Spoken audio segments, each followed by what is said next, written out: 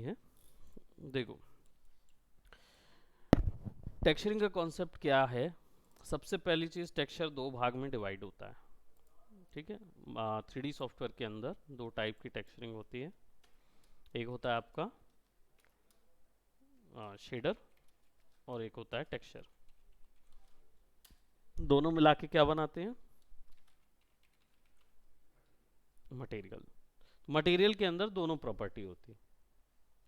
Shader कौन सी चीज़ होती है? ऐसी कोई भी प्रॉपर्टी जो कि लाइट के बदलने से चेंज हो जाती है, वो शेडर में आती है। टेक्सचर मतलब कि जो लाइट के बदलने से चेंज नहीं होती, वो चीज़ टेक्सचर में आती है। ठीक। अब यहाँ पे हमें मैक्स के अंदर पे अगर किसी चीज़ को शेड करना है, let's just say if I'll have this model। ठीक।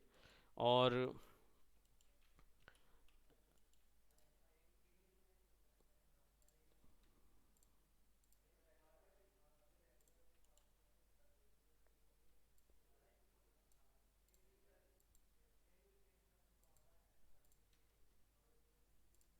कनेक्ट, और मैं थोड़ा सा ना इसको ट्रेजर चेस्ट देखा होगा आपने, उस तरीके का हम इसको वो करेंगे, शेड करेंगे और टेक्सचर प्रॉपर्टी भी देखेंगे ऑल टुगेदर।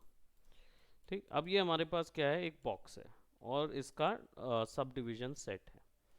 ठीक। Will do what, will select इसको ऐसा,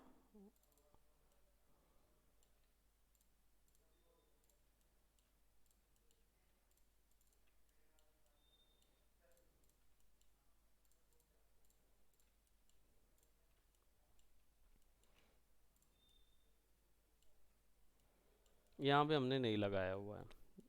अब क्या करेंगे, इसको थोड़ा सा एक्सट्रूड कर देते हैं सो दैट हमारे पास एक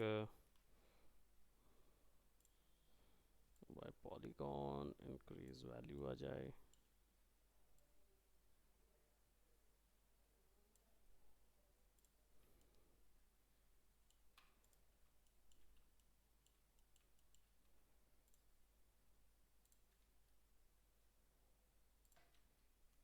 ये इसको नहीं देते हैं। ठीक। तो अब ये क्या है ना, इंक्रीज हो गया है, वैल्यू अच्छी खासी इंक्रीज हो गई है। और यहाँ पे will go by select it, we'll bring it, we'll connect it and we'll put it something like that, ताकि वो जब हम उसको नर्व्स में कवर कंप्लीट करें तो कुछ ऐसा नज़र आए। इवन दो हमें नहीं करना है वो चीज़, क्योंकि जब गेमिंग एसेट वगैरह बनाते हैं तो मॉडलिंग में स्मूथ नहीं होता। अब देखो, इसके ऊपर कोई टेक्सचर लगाने के लिए यहाँ पे दो टाइप के प्रोडक्ट हमको मिलते हैं। एक है हमारा स्लेट एडिटर। ठीक। ये जनरली ऐसा दिखता है ना, ये ऐसा ओपन होता है, आपके में ऐसा ओपन होगा। ठीक। अब स्लेट एडिटर क्या है? ये जनरली एक नॉड बेस्ड मटेरियल एडिटर है, नॉड बेस्ड है। तो यहाँ पे क्या मिलेंगे, यहाँ मटेरियल मिलेंगे और टेक्सचर मिलेंगे और शेडर मिलेंगे, सारी चीज़ यहीं पे मिलेगी। ठीक। इसमें देखो, मटेरियल्स में मटेरियल गैलरी है। अब जनरल लिखा हुआ है, तो जनरल का मतलब है जो मैक्स के अंदर मिलती है। और ये यहाँ जितनी भी लिख के आएंगी, अर्नोल्ड, वीरे, फीरे, आयरे, जो भी कुछ लिख के आता है, इसका मतलब है वो आपने एक्स्ट्रा कोई रेंडरिंग सिस्टम डाला है तो वो यहाँ आएगा, अदरवाइज नहीं आएगा। अभी अर्नोल्ड में रेंडरिंग हो रही है, इसके कारण से अर्नोल्ड दिखा रहा है। अर्नोल्ड के मटेरियल अर्नोल्ड के अंदर दिखाई देंगे, सारे के सारे। ठीक। अब यहाँ पे मैप्स जो दिख रहा है, ये टेक्सचर को बोलता है। मैप्स मतलब टेक्सचर, टेक्सचर मैप्स होते हैं 3D के अंदर। कंट्रोलर्स, जब हम कोई वैल्यू के द्वारा टेक्सचर एनिमेशन जनरेट कर रहे हैं तब कंट्रोलर डालते हैं। समझ गए? तब के लिए सीन मटेरियल्स, यानी कि जो सीन में मटेरियल यूज हुआ है वो यहाँ पे केवल नजर आएगा और कुछ नहीं नजर आएगा। और सैंपल स्लॉट्स, यानी कि जो बाय डिफॉल्ट स्लॉट मिलते हैं वो यहाँ पे रहते हैं। By default in the sense, ये इसलिए आपको समझ आएगा कि मोड्स के अंदर कॉम्पैक्ट मटेरियल एडिटर भी होता है। जब इस पर क्लिक करोगे ना तो ये ऐसा ओपन होता है। दोनों ही सेम चीज़ है। स्लेट एडिटर थोड़ा एडवांस तरीका है, कॉम्पैक्ट एडिटर सस्ता तरीका है। इसमें क्या होता है, डायरेक्ट ड्रैग एंड ड्रॉप करना होता है, वैल्यू यहाँ से चेंज करो, हो गया काम। इसके अलावा कुछ नहीं मिलता है ना। तो मैथमेटिक्स वगैरह इसमें इन्वॉल्व नहीं होता। लेकिन जब आप मोड में जाके स्लेट एडिटर करते हो तो यहाँ पे आपको वो उसकी पूरी नोड बेस्ड प्रोग्रामिंग दिख जाती है। ठीक।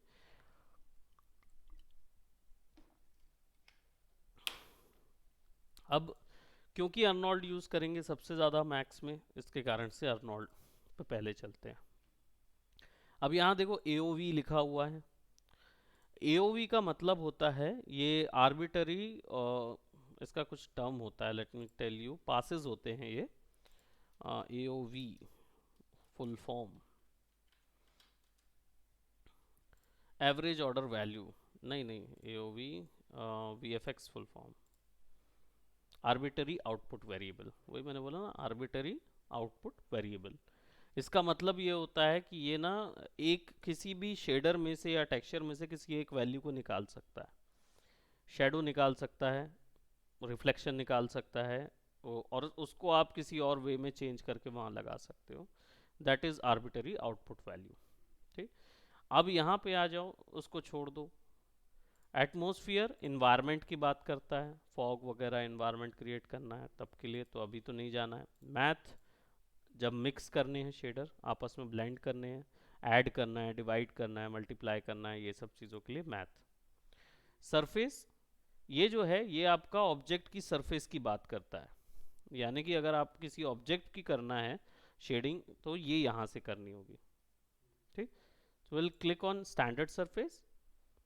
यूटिलिटी जो है, यूटिलिटी का मतलब है किसी एक प्रकार की खास वैल्यू अप्लाई करना, एक प्रकार की खास वैल्यू अप्लाई करना यूटिलिटी का मतलब। इसका मतलब ये होता है कि फॉर एग्जांपल यहाँ पे जैसे लिखा हुआ है पास थ्रू, इसका मतलब है कि ये ब्लेंडिंग, 3-4 ब्लेंडिंग मोड्स के बाद भी ब्लेंड करवा सकता है, यानी एक ग्रुप ऑफ शेडर को ब्लेंड करा सकता है, पास करा देगा। जैसे फोटोशॉप में ग्रुप बनाते हैं ना ब्लेंडिंग मोड्स का, ग्रुप बना के उस फोल्डर को अगर पास थ्रू कर दो ना, तो उस फोल्डर में जो आउटपुट आया रहेगा वो भी नीचे ब्लेंड किया जा सकता है। वो चीज़ यहाँ पे पास थ्रू से होती है। ऐसी ट्रेस सेट, स्विच शेडर, एक बार में 2 शेडर्स यूज करने हैं या 1-2 शेडर में बदलाव करने हैं, that also can do. Volume, with in the range अगर शेडर को यूज करवाना है तो वॉल्यूम शेडर लगता है। जनरली ये जो है ये ऐसी एंटिटी के साथ यूज होता है जो कि दिखाई नहीं दे सकती, यानी कि जैसे फॉग है, तो फॉग को मैंने एक इनविजिबल स्पेयर के अंदर ही दिखाना है, तो फॉग शेडर जैसा वॉल्यूम काम करेगा उसको कंट्रोल करने के लिए। ठीक। अब यहाँ पे हमारे पास ये शेडर्स है, तो मैं स्टैंडर्ड सरफेस शेडर को यहाँ डाल देता हूँ। यही सबसे ज़्यादा यूज़ होता है और सबसे ज़्यादा ऑप्शन इसी में मिलते हैं, स्टैंडर्ड सरफेस में। इसके अलावा जो शेडर्स है ना, उनमें वैल्यूज़ इसमें से कहीं कम मिलती है। तो अगर पूरा एक मटेरियल को समझना है तो स्टैंडर्ड सरफेस शेडर को समझिए। अप्लाई करने के तरीके 2 हैं। एक है सेलेक्ट करो ज्योमेट्री, ठीक, राइट क्लिक करो, असाइन मटेरियल टू सिलेक्शन, वो लग जाएगा। सेम प्रोसेस के बाद ये भी क्लिक कर दोगे तो भी लग जाएगा। सेलेक्ट करके इस पे क्लिक कर दो तो जो आपने मटेरियल सेलेक्ट किया होगा वो भी लग जाएगा। और या फिर तीसरा तरीका है, ये जो छोटा सा आउटपुट नोड बना हुआ है इसको क्लिक करके ड्रैग कर दो इसके ऊपर में, तो भी लग जाएगा। 3 तरीके हैं। ठीक है।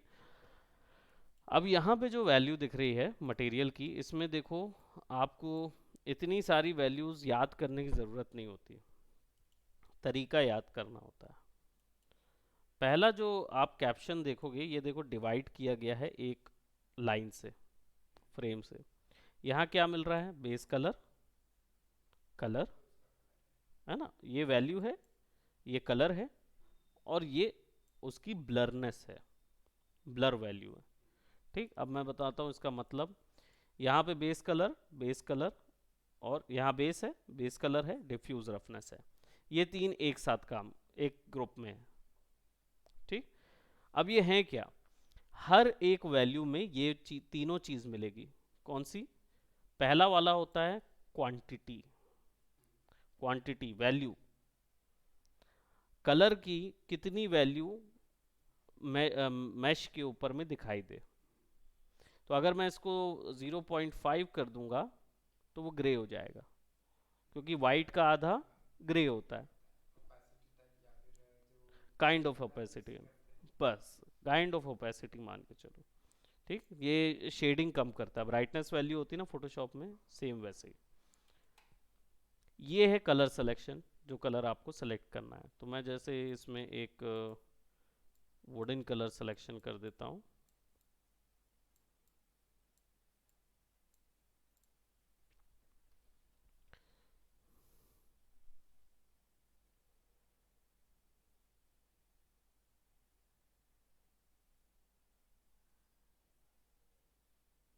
ठीक, एक वुडन कलर सिलेक्शन हमने यहाँ पे कर दिया, तो देखो यहाँ पे वुड दिखने लगेगा। ठीक, इधर पे नज़र आ रहा है। यहाँ रफनेस जो है, इस कलर की रफनेस की बात हो रही है, तो यहाँ कुछ नज़र नहीं आ रहा अभी। क्यों नज़र नहीं आ रहा? क्योंकि ये एक्टिवेट कब होगा? जब टेक्सचर अप्लाई होगा इसके अंदर। अगर इसके अंदर कोई इमेज वगैरह कुछ अप्लाई की जाएगी ना, तो वो ब्लर होना शुरू हो जाएगी। वरना यहाँ तो कलर तो पूरे में ही लगा हुआ है, तो इसको क्या ब्लर करोगे, क्या पता चलेगा? शेडर टाइप का है ना। अब एडवांस में यहाँ जो दिख रहा है इनेबल कास्टिक और इनडायरेक्ट डिफ्यूज, देखो कास्टिक अर्नोल्ड के साथ काम नहीं करता है, उसमें आता ही नहीं है कास्टिक। तो इसलिए कोई मतलब नहीं है इसको यहाँ ऑन करने की। ये तभी ऑन कर सकते हो जब आप कोई मेंटल रे या पुराने टाइप का रेंडर यूज़ कर रहे होगे, तब के लिए ये पोर्शन है। या फिर वी रे यूज़ कर रहे होगे तब यूज़ कर सकते हो। ये यूज़ कर सकते हो इनडायरेक्ट डिफ्यूज। इसका मतलब क्या होता है? लाइट जब किसी और जगह पे लग के इस मैश के ऊपर पड़ेगी तो कितना ग्लो दिखाएगी। तो वो चीज़ आप यहाँ से सेट कर सकते हो कि 1 वैल्यू जाएगी या 2 वैल्यू जाएगी। जाएगा ये 1 ही, यानी 0 to 1 वैल्यू ही जा सकती है। देख,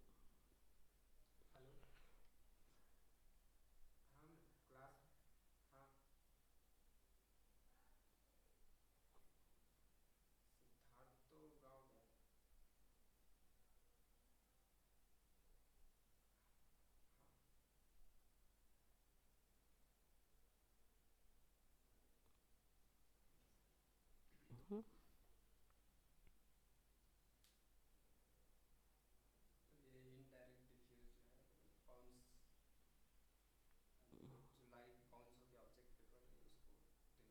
डिनोट कर रहा है ना।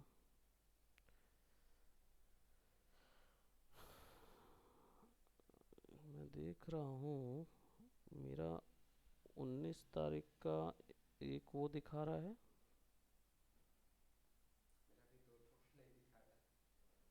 जबकि मैं हम्म, वही तो बात है ना, क्यों पंच करते हैं फिर वो नहीं दिखाता, तो उसकी गारंटी कौन लेगा? कौन? हाँ, वो बोलता है, वही तो बात है ना। सिंगल पंचेस दिखा रहा है। और मंडे मेरा 5 6 7, ये कब का? 23 जून को, आज ही डाला हुआ है ना सर ने।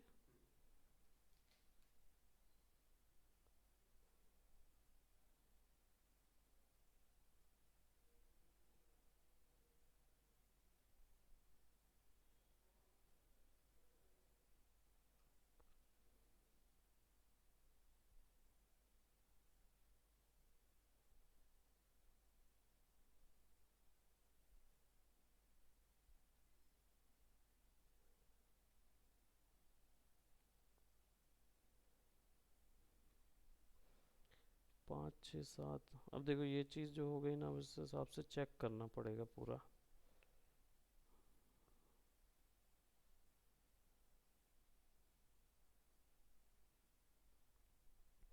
अब ये डाल देते हैं ऐसे।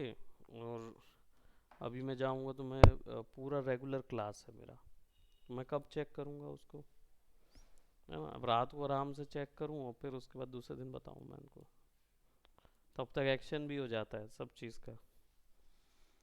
वो मेरे को थोड़ा सा बोलना है, हालांकि करना तो है ही भाई,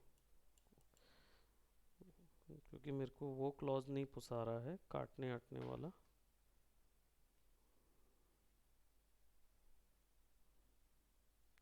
अभी मैंने 3 वीडियो डाल दिए हैं इस मंथ पे, एक और डालना है, देखना पड़ेगा पूरा। ओके सो हमारे पास यहाँ पे हमने ये 3 वैल्यू समझे, एक जो है उसकी क्वांटिटी, एक एक्चुअल कलर वैल्यू, और रफनेस उसकी ब्लर होती है। ठीक, वैसे ही स्पेक्युलर, अब स्पेक्युलर क्या होगा, वो उसकी शाइन होगी। ठीक, तो इसके लिए ना एक यहाँ से एक लाइट लगा लेते हैं, अर्नोल्ड की एक लाइट लगा लेते हैं, और टॉप व्यू से जाके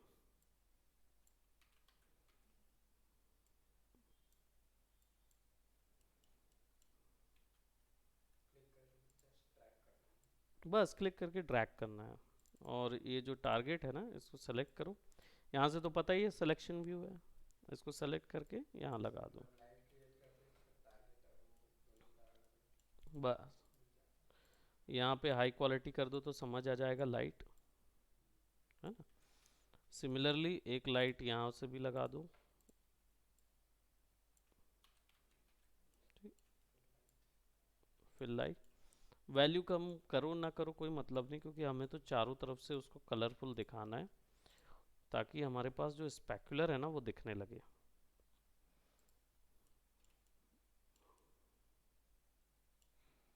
ठीक, मैं इसको यहाँ पे ऐसे करके रेंडर कर रहा हूँ, तो नाउ यू कैन सी कि ये कलर आ रहा है। ठीक, अब यहाँ शेडो वगैरह तो नज़र नहीं आएगी, क्योंकि ज़मीन ही नहीं है तो शेडो कहाँ से बनेगी, है ना। सो अभी यहाँ पे हम आ जाएंगे और स्पेकुलर वैल्यू जो दी गई है उसको चेक करेंगे। ठीक, और यहाँ पे ब्लू है, मैं इसको यहाँ पे ना ब्लू कर देता हूँ आपका ऐसा, इधर देखोगे तो यहाँ नज़र आएगा स्पेकुलर ब्लू टिंट, है ना। यहाँ पे चेक करेंगे तो यहाँ स्पेकुलर ज़्यादा नज़र नहीं आ रहा। रीज़न हो सकता है कि ये ज्योमेट्री जो है इसमें रफनेस तो समवॉट,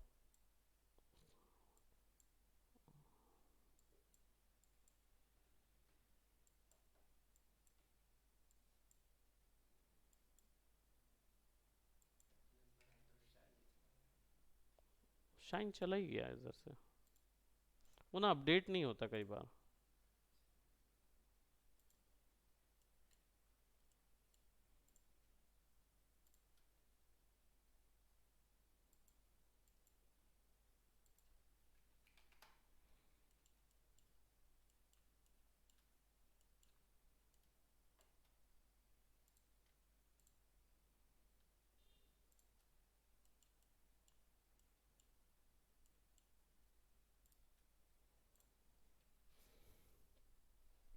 है ना, तो यहाँ पे अब शेडो वगैरह भी नज़र आ रही है। स्पेकुलर जो है ना वो इसके कॉर्नर में बनने वाली शाइन्स होती हैं। ठीक है, अभी फ़िलहाल शायद दूसरे सीन नहीं है इसके कारण से दिख नहीं रहा है, बट यहाँ पे नज़र आ रहा था। गौर करोगे ना तो यहाँ रिंग ऑफ ब्लू लाइट नज़र आएगी, छोटी सी ब्लू।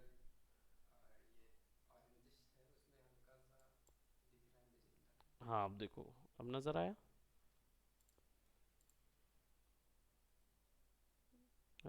तो यहाँ पे अभी इस मेश पे नज़र नहीं आ रही, तो डोंट वरी अबाउट इट, नज़र आ भी जाएगी, क्योंकि वो थोड़े समय बाद जब सीन इन्वायरमेंट ऐड होता है ना तो दिखने लगता है। वही वैल्यू है, वैल्यू कितनी दिखानी है स्पेकुलर की, कलर कौन सा होना चाहिए स्पेकुलर का, और रफनेस कितनी होगी। हाँ, ये तीन एक साथ काम करेंगे, देखो स्पेकुलर, स्पेकुलर रफनेस, स्पेकुलर, ये बना के बस चलता है पूरा वही है। अब मेटलनेस क्या होगा, मेटलनेस एक ऐसी वैल्यू होती है जिसमें रिफ्लेक्शन और रिफ्रैक्शन दिखाना है, तो अगर ये 1 है तो इट्स कंप्लीट मेटल।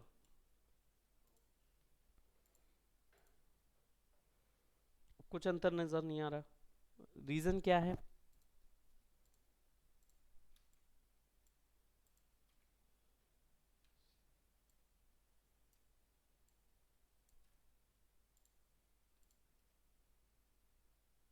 ये उसके ऊपर में दिखना चाहिए, इस पे बनने लगा है ना। इन्वायरमेंट जितना ज़्यादा होगा ना उतना ज़्यादा वो उस पे नज़र आएगा।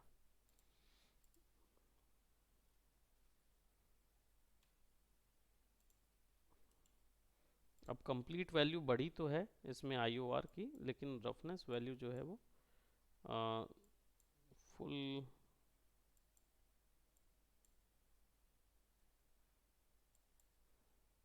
कंप्लीट रफनेस दे देंगे ना तो ज्योमेट्री का कुछ पूरा ब्लर हो जाता है, और बिल्कुल ज़ीरो कर देंगे ना तो स्पेकुलर जो है वो पूरा, वो देखो पूरा पूरा वो करने लगा, रिफ्लेक्शन पूरा देने लगा वो।